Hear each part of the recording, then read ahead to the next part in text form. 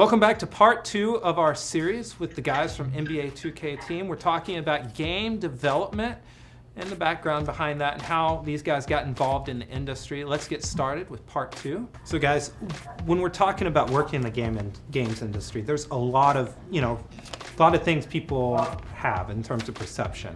What's the big thing in terms of perception, in terms of like a misperception that people have about working in games that was painfully obvious your first day on the job?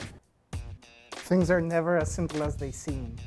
You think you know how a part of the game works. You have all these assumptions because you spent hundreds of hours. Like, I've tested this, I've changed all the sliders, and I know exactly how this thing works. And you come in and you take one look and you're like, nope, had no idea. This is way more complex than I thought.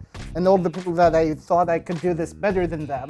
So that's absolutely why I should work there. You go in and you're just starstruck by how intelligent people working there are. And then you get to like work with them and build something better. And you're like, yeah, that's why I got in this. Anybody else have something? I mean, I'll double that.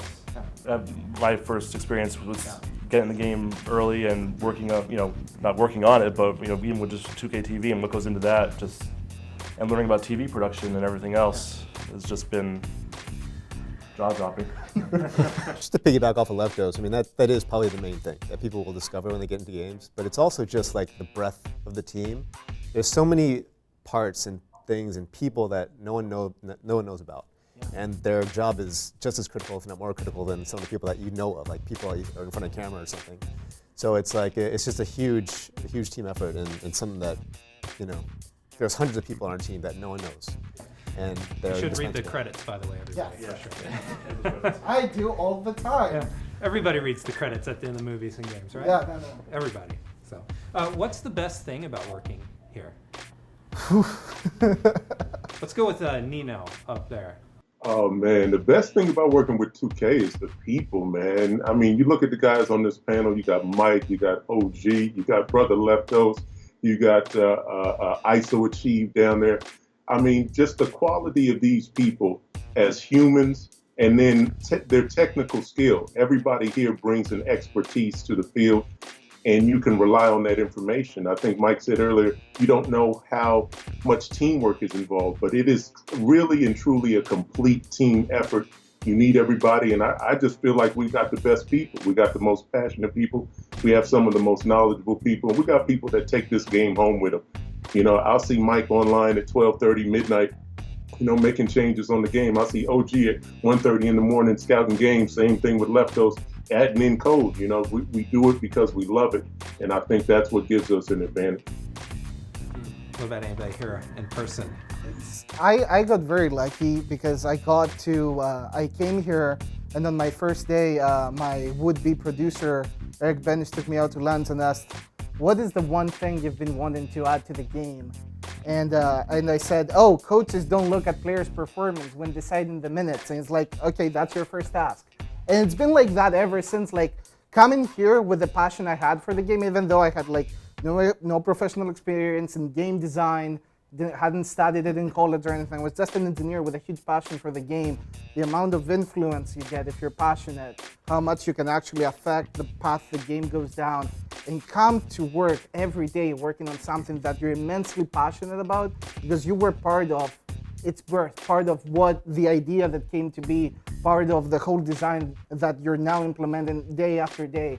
Just being so excited to get out of bed after a long night, even in the middle of the summer, and just come in here and work with the amazing people that I do is like probably the best part. It's the people, like NINO said. Yeah, for sure. Scott, Eric, what about getting into the games industry? If someone is watching on YouTube right now, what advice would you give them about getting involved? With us in particular, every one of these guys is and NINO said it really well, these guys are all diehard basketball fans. And I think that's the most important thing. I mean, there's all different types of schools of design that I've seen or I've been to as far as conferences and other things, and that thing that is really starting to pick up. But if you don't have a passion for the sport, you're not going to survive. Every one of these guys is talking about something that happened last night or a play that was run the other night. And it's that passion, because you can't wait to get to work tomorrow to put that kind of stuff in. So you got to be passionate about whatever you're doing. Sure. What about you, Eric? What kind of advice? Yeah, I would just piggyback off of that. I mean, just coming in and being passionate about what you're doing. It's just, like Lefto said, you wake up in the morning and I don't think I've ever had a day here where I'm like, oh man, I have to go to work today. It's never been like that. And I've been here it's almost 10 years now. So yeah, just the passion about it, just doing what you love to do every day, not regretting having to come in. And, yeah. Sure. Let's go with Mike up here on the screen. We're going to call you Screen Mike, just so you know. I think that's the best way to put it. Here's a question from an OS user, Crunky. It's a good name. Do you need any experience to work in the industry? Well, personally, my degree was in middle childhood education. I was a 4th grade teacher before I started working out here. I had just graduated I got my master's in teaching, and I had been working on rosters on the weekend and during the week when I had free time. And it was just a hobby that I was really passionate about. And that was my experience. It wasn't like I took a college class on how to become the roster guy or anything like that. It was just learning about the game and learning from other community members, and that's how I got hired. So no, I guess the answer to your question is sometimes it's no, sometimes you do need experience, but in my personal situation, I was a teacher, so you can go from anything to work here if you have the passion and the drive to learn about the game and want to make it better. Somewhere there is somebody sitting in a classroom with kids yelling, one's thinking, I hate my job, I want to quit. There's now hope for you. Yes. There's hope for you.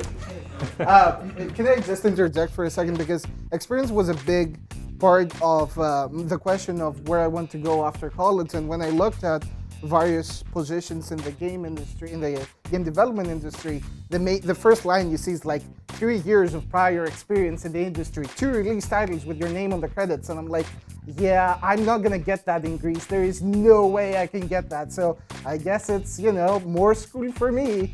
But then what I found out by being discovered is that just like Mike, if you have the passion and you have your work out there and it shows, you don't need those 3 years. Like if you have the talent, and I think it's important to note that Visual Concepts 2K does hire out of college like they did with me, that you can substitute those 3 years of experience with just immense passion and skill. Yeah. So this is quite. If I could jump on that. Let's go with it. What Leftos was saying, if you're passionate about it, you're going to put in the work that you need to get yourself caught up if you're a little bit behind. And I think there are lots of people out there with a lot of knowledge, but they don't have the passion. So it's great to start off with the passion, because that person's going to add that knowledge to it. So passion, I would say, is the number one thing, and being able to show that passion. How do you illustrate that passion? Mike did it with rosters, Leftos did it with tools, I did it with video. So having passion and then illustrating it. For sure. No, to add to that, if I'm not the last one to do it here, is that all of us didn't, I guess Leftos is the one that, had some engineering background, but other than that, all of us had nothing pretty much coming in, and it was solely based on passion. And when you come in, it's not like they hand you the game anyways, right? So you got guys like Mike's, now, if anybody new had come in, Mike's been over 10 years, 12 years now. So, there's so many good people and, there's seniority everywhere that's eventually going to get you up to the speed. So that's something also you got to take into account.